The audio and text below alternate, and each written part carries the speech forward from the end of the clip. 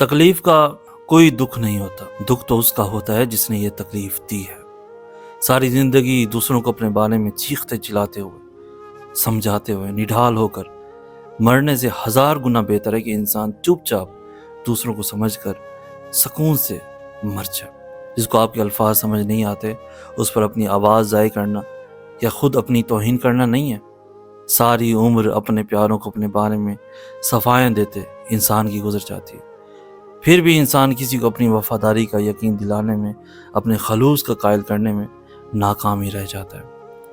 ایک چپ میں 100 سکھ ہیں، یہ وہ عظیم سچ ہے جسے کوئی آج سمجھ گیا تو کوئی کل سمجھ جائے گا۔ مزید ایسی خوبصورت انفارمیٹیو ویڈیوز کے لیے ہمارا چینل سید احسن آس بھی ضرور سبسکرائب کیجیے۔ ہمیں کہتے ہیں سید احسن آس، ہم ملیں گے نیکسٹ ویڈیو میں، تب تک کے لیے اللہ ہو آپ کا حامی و ناصر۔